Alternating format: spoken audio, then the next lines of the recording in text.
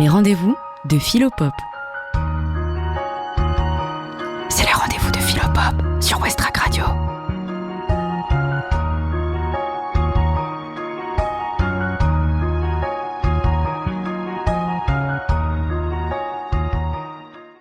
Bonjour à tous. Je voudrais aujourd'hui vous parler de la superstition. C'est une croyance, certes, mais de quel type de croyance s'agit-il ? Et est-ce qu'il s'agit seulement d'une croyance ? N'implique-t-elle pas aussi une conduite ? Donnons quelques exemples de superstition. Éviter de passer sous une échelle parce que ça porte malheur. Déposer un cierge à l'église pour obtenir la réussite à ses examens. Embrasser les reliques d'un saint pour être guéri d'une grave maladie. Éviter de prononcer le mot mort pour éviter qu'elle ne vienne nous frapper, comme le raconte Montaigne des paysans de sa province. Considérer le vol des oiseaux et les entrailles des animaux pour voir s'ils sont de bon augure. Sacrifier Iphigénie, la fille du roi Agamemnon, pour obtenir des vents favorables au départ de la flotte grecque et attaquer les Troyens, comme le raconte l'Iliade. Les exemples sont nombreux. Et ils permettent de caractériser la superstition par deux traits. D'une part, c'est une croyance qui prête un sens surnaturel à des choses et à des événements. Elle les interprète comme des signes exprimant la volonté d'une puissance supérieure. D'autre part, elle détermine une conduite appropriée, visant à obtenir un bonheur ou à éviter un malheur par des prières, des offrandes, des sacrifices, tout un rituel. Alors généralement, on aborde la question de la superstition en s'interrogeant sur son rapport avec la religion. Est-ce qu'elle est une perversion de la croyance religieuse, une aberration, une dégradation de cette croyance ? Ou faut-il au contraire identifier toute forme de croyance religieuse à la superstition ? Les Latins y voyaient une forme d'impiété, et ils employaient le terme de superstition pour désigner un zèle excessif dans la pratique des rites religieux, destiné avant tout à satisfaire des passions humaines. Les rapports entre la religion et la superstition méritent bien sûr des développements. Et c'est là-dessus que nous terminerons cette émission. Mais auparavant, demandons-nous d'abord comment se manifeste une croyance superstitieuse, quel rapport au monde la caractérise. Pour mieux la cerner, je partirai d'un exemple simple, comme celui que donne le philosophe Spinoza dans l'appendice de la première partie de son Éthique, paru après sa mort en 1677, exemple qui lui fournit l'occasion d'examiner les caractères de la croyance superstitieuse. Une tuile tombe d'un toit sur la tête d'un passant et le tue. Pour un homme superstitieux, la mort tragique de cet homme ne peut pas être le fait du hasard. Il ne peut pas se satisfaire d'une explication de l'événement par les seules causes naturelles.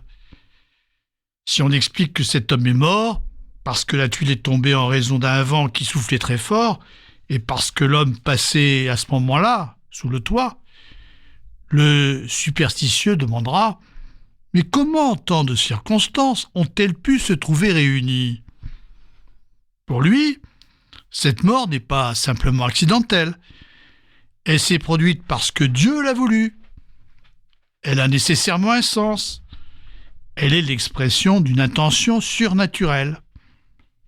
Alors à l'opposé, un esprit rationaliste refusera de lui prêter un sens. Il parlera de hasard.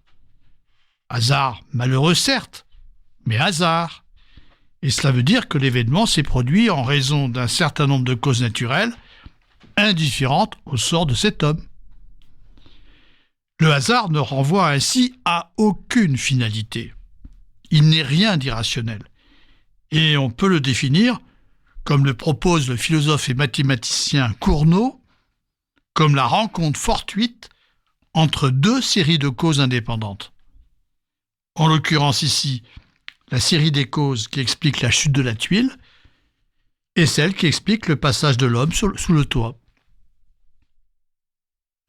S'il est vrai qu'on peut définir rationnellement le hasard, on peut toutefois remarquer qu'on ne parle pas de hasard à n'importe quelle occasion.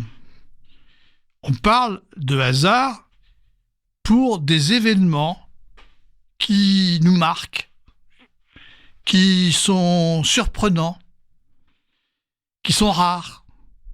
Et on peut ainsi se demander si l'usage que nous faisons du mot de hasard est véritablement exempt de toute influence superstitieuse. Nous n'invoquons pas le hasard pour des événements insignifiants. Ainsi comme le montre Cournot lui-même, si d'une urne qui contient un nombre égal de boules blanches et de boules noires, on extrait une boule blanche, cela n'a rien de rare et de surprenant, pas plus d'ailleurs que l'extraction d'une boule noire. Ce genre d'événement correspond exactement à la définition rationnelle que Cournot donne du hasard. Il résulte en effet de la rencontre fortuite entre l'opération qui consiste à extraire une boule et la couleur de cette boule. Et on voit bien qu'entre ces deux choses, il n'y a aucune liaison. Pourtant, dans la pratique, nous ne parlons pas de hasard pour désigner ce genre d'événement, qui n'éveille pas particulièrement notre attention. Mais nous parlons de hasard lorsque survient un événement qui, bien sûr, n'a que des causes naturelles, mais qui a, pour un homme, un effet favorable ou défavorable, comme si le cours des choses avait été dirigé par une intention. Prenons un autre exemple. Si j'apprends que l'avion que je devais prendre, et qu'en définitive, je n'ai pas pu prendre parce que j'étais cloué au lit par une forte fièvre, eh bien quand j'apprends que cet avion s'est écrasé et que j'ai ainsi échappé à la mort, eh bien je ne peux pas m'empêcher de crier que j'ai eu vraiment beaucoup de bol. Et ici, les mots ne manquent pas dans la langue familière et dans l'argot pour dire la chance dont j'ai bénéficié. J'ai beau savoir que la défaillance de l'avion s'explique par des causes mécaniques, que ma fièvre résulte d'un mauvais virus, mon premier mouvement, quand j'apprends la nouvelle, est de prêter une intention au cours des événements, en invoquant un heureux hasard.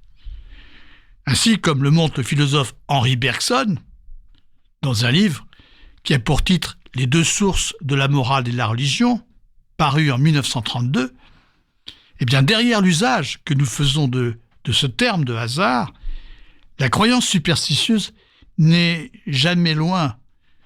Elle n'est jamais bien loin et elle est toujours prête à renaître.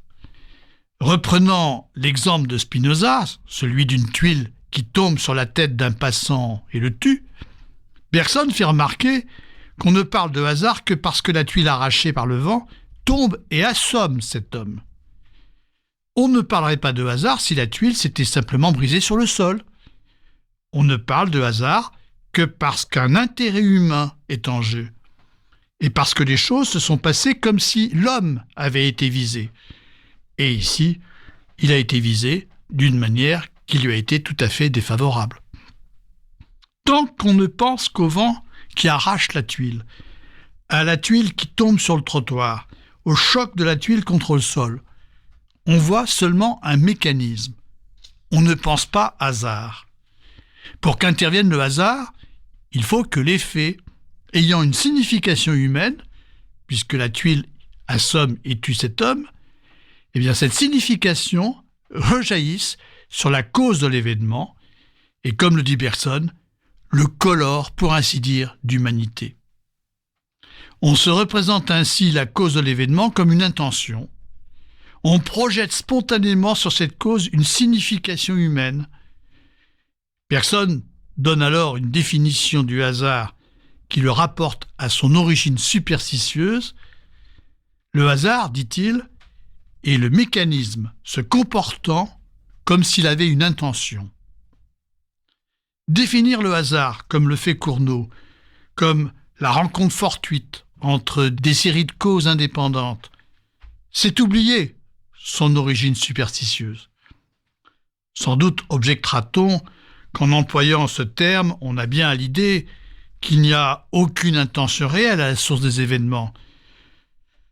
On remarquera qu'en employant ce mot, on sait pertinemment que tout s'explique mécaniquement. Cela est vrai. Et cela est vrai au point qu'on trouve parfaitement juste la définition rationnelle du hasard que donne Cournot. L'esprit scientifique dont notre culture nous a imprégnés, cet esprit scientifique s'exerce dans notre réflexion et il nous fait considérer qu'il n'y a que des causes mécaniques, aucune intention surnaturelle. Ne subsiste alors que le mot de hasard, vidé de sa signification originelle. Toutefois, celle-ci n'a pas pour autant disparu. Elle est prête à ressurgir dès que nous sommes confrontés à un événement qui met en jeu notre vie. Notre pensée spontanée, notre pensée primitive, est en effet une pensée superstitieuse. Et c'est à elle que nous nous abandonnons, en nous laissant aller à l'anthropomorphisme, par lequel nous attribuons aux choses des intentions bonnes ou mauvaises, analogues à celles que nous prêtons aux autres hommes, à notre égard, dans la vie sociale. Ainsi comme le monde Bergson, le mot de hasard, même vidé de sa signification originelle, porte encore la trace de cette signification et témoigne du fait que notre rapport premier au monde est un rapport superstitieux, toujours prêt à être réactivé quand nous sommes confrontés à des événements qui mettent notre vie en jeu à travers la mort, la maladie ou un accident grave. Et sur ce point, l'homme civilisé que nous sommes, cet homme qui a appris à faire usage de sa raison, à expliquer les événements par des causes naturelles et à compter donc sur sa raison pour s'orienter dans le monde, eh bien cet homme ne diffère pas fondamentalement de celui qu'il appelle l'homme primitif, auquel il prête, par opposition à lui, une mentalité irrationnelle.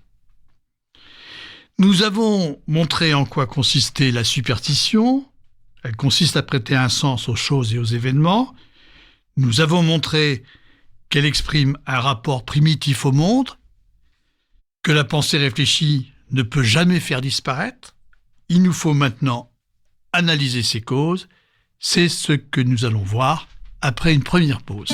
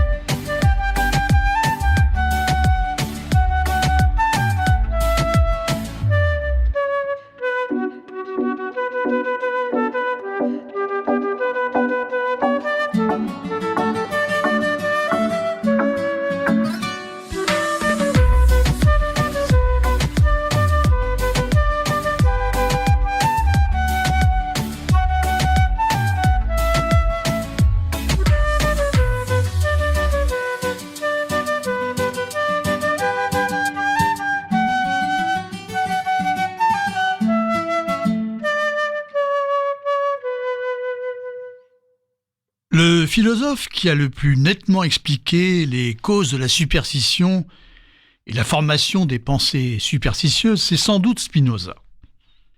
Et il faut lire ici attentivement sa préface au traité théologico-politique paru en 1670. Comme l'explique d'abord Spinoza, la superstition naît de l'incertitude de l'avenir et elle a pour cause essentielle la crainte. Sa préface commence ainsi, je cite. « Si les hommes pouvaient régler toutes leurs affaires suivant un dessein arrêté, ou encore si la fortune, entendons le cours des événements, leur était toujours favorable, ils ne seraient jamais prisonniers de la superstition. » Spinoza énonce ici bien sûr une hypothèse invraisemblable, car en admettant même que les hommes soient capables de planifier leur existence, il faudrait encore que les événements leur soient toujours favorables. Or, l'avenir est par essence incertain et imprévisible, et il ne peut jamais être entièrement sous notre contrôle. Dès lors, nous craignons que ce que nous souhaitons ne se réalise pas, nous craignons que toutes sortes de maux viennent nous accabler. L'incertitude quant à l'avenir nourrit ainsi deux affects, l'espoir et la crainte, qui sont à la fois opposés et inséparables. L'idée de pouvoir obtenir un bien, quel qu'il soit, censé nous procurer le bonheur, suscite en nous l'espoir. Mais l'espoir est toujours mêlé à la crainte. Quand j'espère en effet, je ne peux pas m'empêcher de craindre les obstacles qui risquent de me rendre inaccessible ce que je désire. À l'inverse, la crainte est toujours mêlée d'espoir. Aussi faible soit celui-ci, je ne peux m'empêcher d'imaginer avec joie tout ce qui pourrait empêcher le malheur que je crains de se réaliser. Espoir et crainte sont ainsi deux affects, dont le mélange forme un couple perpétuellement instable. Il oscille en effet entre deux pôles opposés, un sentiment de sécurité et à l'extrême inverse, un sentiment de panique. Nous éprouvons un sentiment de sécurité lorsque la crainte est au plus bas et l'espoir au plus haut. À tort ou à raison, nous sommes certains que nos désirs se réaliseront. Le sentiment de sécurité se produit ainsi lorsque l'incertitude disparaît. En l'absence d'incertitude, la crainte est quasi nulle et nous ne sommes pas superstitieux. Dans ces moments, les hommes sont démesurément confiants dans leur pouvoir d'initiative. Ils ne supportent pas qu'on leur donne des conseils. À l'autre extrême, quand la crainte est au maximum, un sentiment de panique s'empare des hommes. Ils ne savent plus à quel saint se vouer. Ils sont prêts à écouter les conseils les plus absurdes, à se raccrocher à tout ce qu'ils peuvent. C'est bien sûr dans cet état qu'ils sont le plus superstitieux. Entre les deux extrêmes, il y a l'état de doute, qui est un état d'équilibre instable entre la crainte et l'espoir, et qu'à tout moment, le plus léger motif peut faire basculer dans un sens ou dans l'autre. De ce cycle que nous venons de décrire, Spinoza donne une illustration dans l'exemple de la superstition d'Alexandre le Grand, tel qu'il est rapporté par l'historien Quincurs, l'historien latin Quincurs. Avant la bataille qu'il doit mener contre Darius, le roi des Perses, Alexandre est rongé par la crainte. Aussi recourt-il superstitieusement à des devins, à des aruspices, chargés de lui annoncer l'avenir. Après avoir vaincu Darius, il passe à l'autre extrême. Désormais, il est plein d'assurance. Il cesse de consulter les devins et les aruspices. Mais ensuite, quand un certain nombre de mauvaises nouvelles lui arrivent, quand il se sent affaibli, il retombe dans la crainte. La superstition renaît et il se met à nouveau à consulter devins et aruspices. On voit par cet exemple que les hommes sont d'autant plus superstitieux qu'ils sont craintifs et que l'avenir leur apparaît incertain. Comme on l'a dit, la superstition consiste à interpréter les événements comme des signes, à y voir l'expression d'une intention surnaturelle. Mais comment se forme cette interprétation ? Dans sa préface, Spinoza analyse précisément les mécanismes de la pensée superstitieuse qui donnent naissance à deux formations imaginaires qui sont les présages et les prodiges. Les mécanismes de la pensée superstitieuse n'ont rien à voir avec les principes qui régissent la pensée rationnelle. Ce sont des mécanismes d'association d'images. Ainsi, n'importe quel événement, même le plus anodin, peut être appréhendé comme un présage qui annonce l'avenir, comme le signe d'un prochain bonheur ou d'un prochain malheur, selon qu'il a déjà été associé à l'un ou à l'autre dans le passé.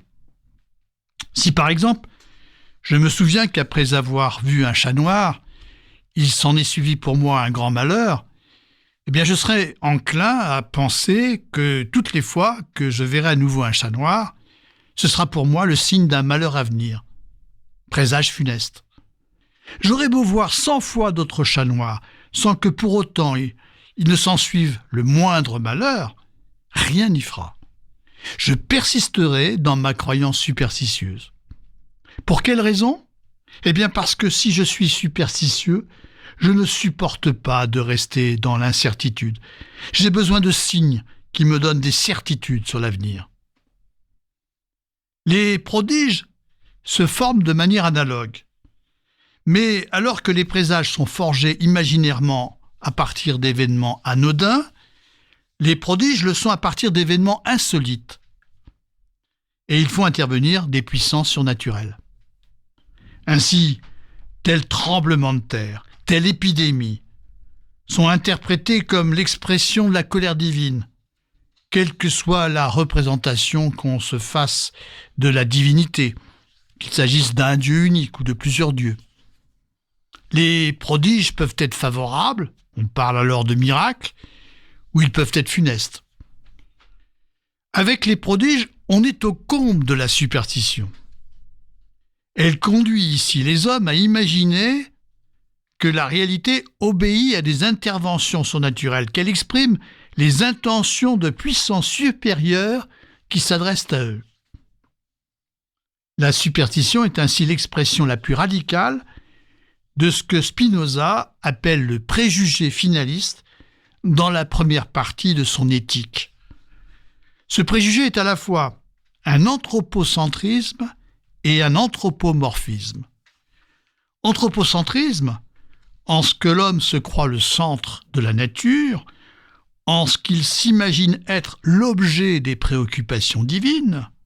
Anthropomorphisme, en ce que les hommes imaginent Dieu à leur image, en imaginant qu'il est comme eux, doté d'une volonté, mais avec une différence, c'est qu'il est doté d'une volonté toute puissante. Et ils imaginent aussi que Dieu ou les dieux, selon les interprétations, manifestent son intention ou leur intention par des événements qui sont favorables ou défavorables aux hommes. Dès lors, les hommes superstitieux vivent suspendus à la volonté divine. Ils craignent d'en subir la colère. Et le problème de la superstition se présente alors comme un problème pratique. Comment faire pour gagner la faveur divine ? De quelle manière parvenir à infléchir les intentions divines, de manière à ce qu'elles nous soient favorables ? La superstition se nourrit ainsi de l'espoir des récompenses de la divinité et de la crainte de ses châtiments. Les hommes imaginant Dieu comme un être sensible aux louanges et au culte qu'on peut lui rendre et qui peut s'adresser en retour à eux par des faveurs. Comme le montre aussi le philosophe Kant, qui rejoint sur ce point Spinoza dans un livre qui s'appelle « La religion dans les limites de la simple raison », le superstitieux se comporte comme un courtisan qui flatte Dieu, comme un monarque. Je cite ce qu'écrit Kant à ce sujet. « La superstition religieuse, écrit-il, est l'illusion qui consiste à croire que par les actes religieux du culte, on peut faire quelque chose pour sa justification devant Dieu. Et, ajoute-t-il, c'est une illusion superstitieuse que de vouloir devenir agréable à Dieu par des actes que chacun peut accomplir sans être pour cela un homme de bien. » Fin de citation. Si la superstition se limitait à des gestes comme celui de ne pas passer sous une échelle parce que ça porte malheur, elle prêterait à sourire. Elle n'aurait pas grande conséquence. Mais en s'étendant, en se développant, en devenant le mode de pensée dominant d'une société, en se présentant notamment sous les aspects d'une religion, elle pose un problème beaucoup plus redoutable. Elle entraîne alors, en effet, une mentalité obscurantiste qui favorise l'intolérance et fait le lit du despotisme. Les hommes superstitieux ne sont pas incapables de penser, mais ils refusent de penser, tant ils se sont habitués à ne plus exercer leur propre raison. Ils ne comptent pas sur elles pour conduire leur propre vie, car ils veulent des réponses immédiates à leurs attentes, et ils désirent à tout prix des certitudes. C'est pourquoi ils préfèrent adhérer à des doctrines irrationnelles, présentées comme des vérités absolues, qui leur paraissent d'autant plus crédibles qu'elles s'affichent comme des religions. Dès lors, toute réflexion critique, toute interrogation sur la vérité, toute libre discussion leur paraissent non seulement inutiles, mais en outre totalement inacceptables. Ils s'en remettent à des gourous, à des prêtres, à des hommes qui se présentent à eux comme les gardiens de la vérité, ou les seuls interprètes légitimes de la volonté divine. La crainte étant le moteur principal de leur croyance, les hommes superstitieux ont besoin de se sentir soutenus et renforcés dans leurs convictions. Ils ne supportent pas l'idée que d'autres hommes ne la partagent pas, et ils sont prêts à user de la violence pour l'imposer. La superstition mène ainsi à l'intolérance et à la violence. Mais aussi et surtout, elle est le meilleur levier dont dispose un pouvoir despotique pour imposer sa domination. Spinoza cite ici cette formule de l'historien latin Quincurs, je cite, « Pour gouverner la multitude, il n'est rien de plus efficace que la superstition. » En rassemblant les hommes autour de certitudes communes, présentées comme des vérités absolues, un pouvoir despotique peut en effet s'assurer efficacement leur soumission. En donnant à la superstition l'apparence d'une religion et en obtenant d'elle qu'elle le légitime et le consacre, il lui est possible de s'assurer leur consentement. Toutefois, la crainte est fluctuante, comme on l'a vu, et la superstition qu'elle nourrit est inconstante. C'est pourquoi il est nécessaire au pouvoir de la stabiliser, de la canaliser, afin de maintenir sa domination, afin d'éviter tout revirement de la multitude qui conduise à remettre en cause son autorité. Nous reprendrons ce point après une seconde pause.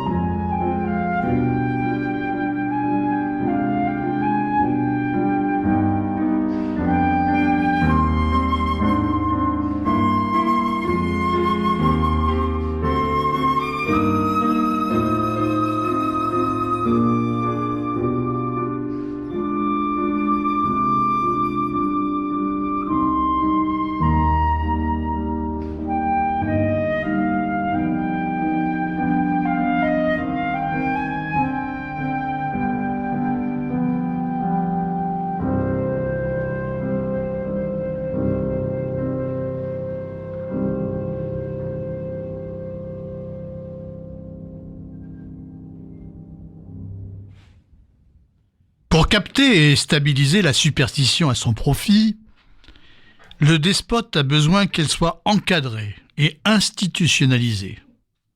C'est possible grâce à la constitution d'une Église chargée de contrôler les consciences et de surveiller les conduites. Étant déjà supposé connaître la volonté divine et en interpréter les intentions, l'Église est chargée alors de soumettre les hommes à la scrupuleuse et constante observance d'un culte. Bien sûr, la religion n'est ici qu'un alibi. Spinoza souligne le contraste qui existe de son temps entre le contenu des évangiles, qui constitue le christianisme, évangile qui prône l'amour du prochain et la justice. Contraste entre le contenu des évangiles et la domination théologique exercée par les églises, qu'elles soient catholiques ou calvinistes. Spinoza vit en Hollande.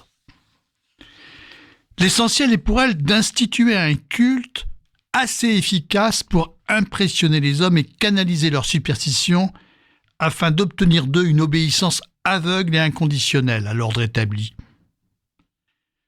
On comprend ainsi que la meilleure façon d'asservir les hommes, ce n'est pas d'utiliser contre la force, mais c'est d'obtenir leur consentement.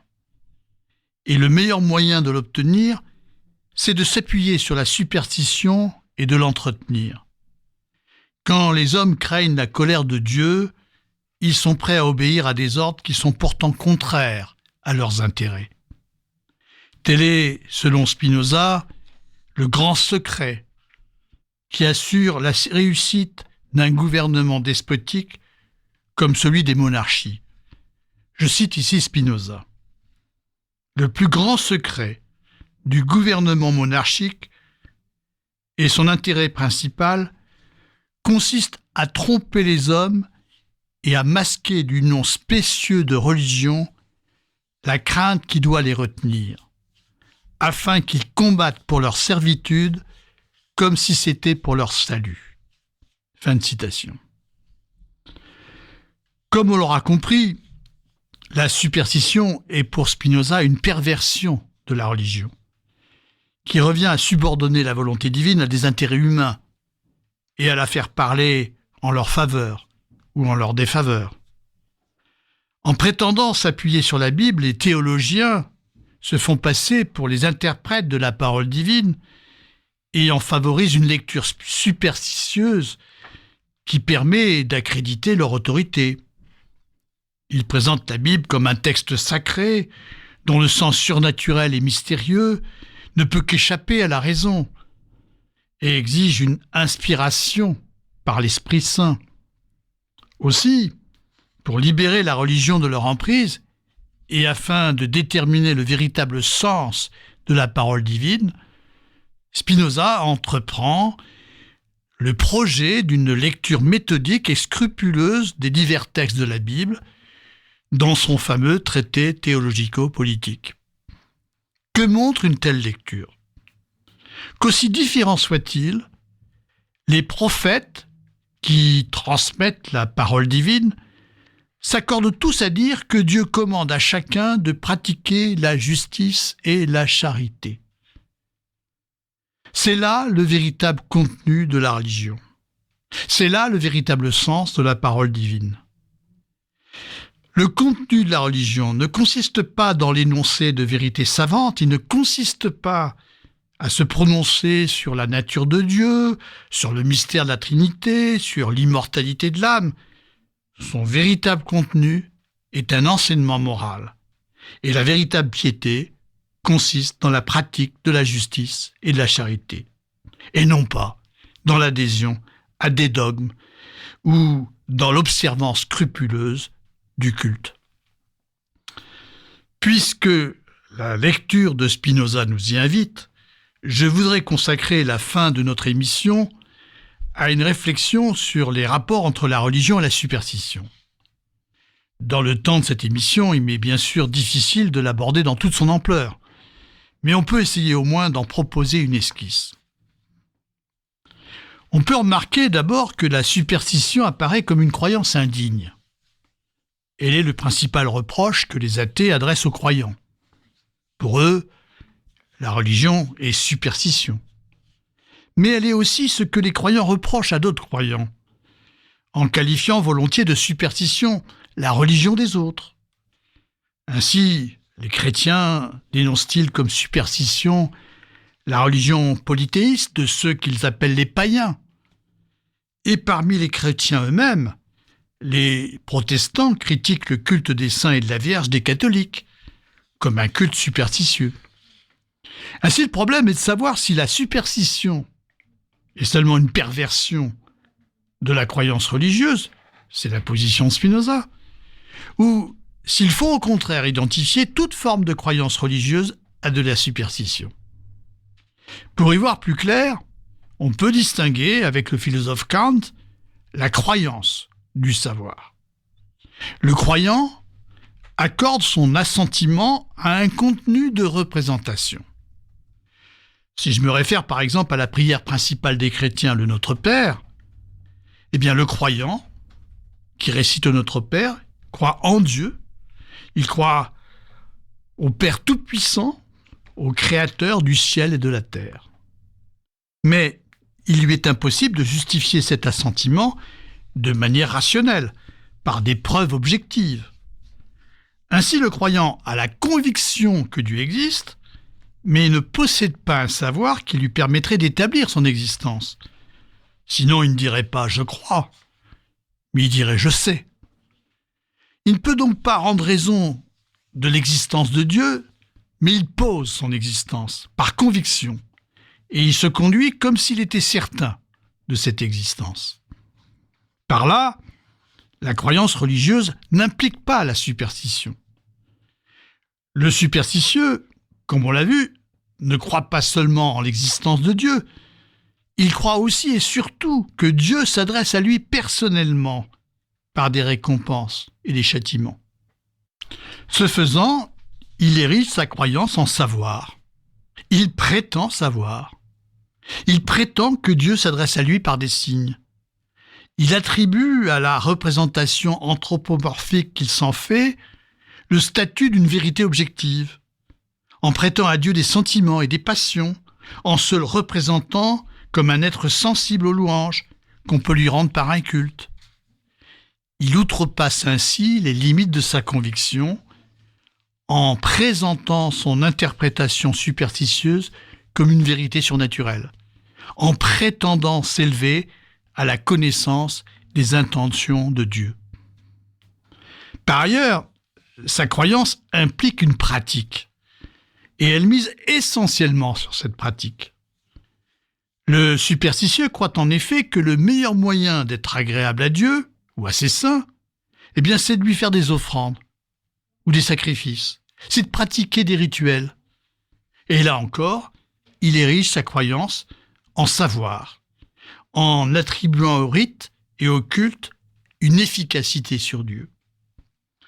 Comme le montre aussi bien le philosophe Pascal, qui était un grand chrétien, ou Kant, le philosophe Kant, ce qui importe aux superstitieux, ce n'est pas le contenu de la foi, mais ce sont les signes qui sont censés manifester la présence divine et ceux par lesquels il est censé lui-même manifester sa foi et agir sur Dieu. Non que les signes par lesquels un croyant manifeste sa foi soient négligeables. Pour un chrétien comme Pascal, par exemple, il témoigne d'une attitude d'humilité. On ne prie bien Dieu, dit-il, qu'en se mettant à genoux, en répétant les mêmes textes de prière, mais on ne lui demande pas, de cette façon, d'intercéder en notre faveur. Que la volonté soit faite, dit la prière des chrétiens. Et alors que pour un vrai croyant, les signes n'ont pas de valeur en eux-mêmes et ne sont que le moyen de s'élever à la spiritualité qui est tout intérieure, le superstitieux, au contraire, se réfugie en eux. Il place en eux ses espoirs et ses craintes. La superstition est donc bien une perversion de la croyance religieuse en ce qu'elle inverse le moyen et la fin, en ce que la croyance aux signes s'affirme au détriment du vrai contenu de la religion, puisque le superstitieux croit pouvoir se rendre agréable à Dieu en accomplissant des actes que chacun peut faire, sans pratiquer pour autant la justice et la charité, qui sont le contenu essentiel de la religion. Si l'on condamne la superstition comme une croyance aux signes, qui s'affirme au détriment du vrai contenu de la religion, que dire alors de la révélation ? On sait que pour les religions révélées, et c'est le cas des 3 grandes religions monothéistes, que sont la religion juive, la religion chrétienne, la religion musulmane, pour ces 3 religions, la révélation est le signe que Dieu a envoyé aux hommes pour qu'ils témoignent de sa présence et croient en sa parole. Dès lors, il est impossible de croire en Dieu sans prêter foi à la révélation, sans prêter foi aux signes que Dieu a voulu révéler aux hommes. Comment, dans ces conditions, distinguer croyances religieuses et superstitions ? Fonder la religion sur la révélation, n'est-ce pas inévitablement faire parler Dieu ? N'est-ce pas soumettre les hommes à l'autorité d'une Église censée être dépositaire de la vérité révélée ? N'est-ce pas subordonner la religion à des intérêts humains et la transformer, éventuellement, en instrument de manipulation ? Nous retrouvons ici les critiques déjà formulées par Spinoza à la superstition quand elle se présente comme religion. Cette critique est aussi celle des philosophes des Lumières, comme Rousseau et Voltaire, qui opposent aux religions révélées, identifiables à la superstition, la véritable religion, la religion universelle, à laquelle chaque homme accède par sa raison ou par un sentiment intérieur. Religion sans intermédiaire, religion sans culte, qu'ils appellent la religion naturelle. Mais je n'en dirai pas plus.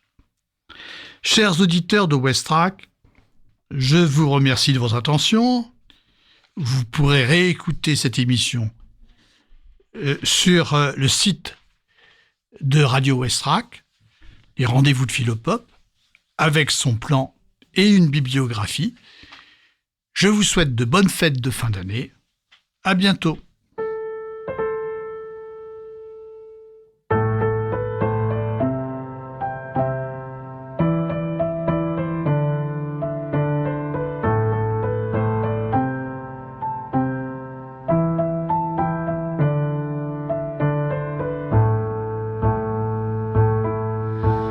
Down by the river, by the boat, where everybody goes to be alone, where you won't see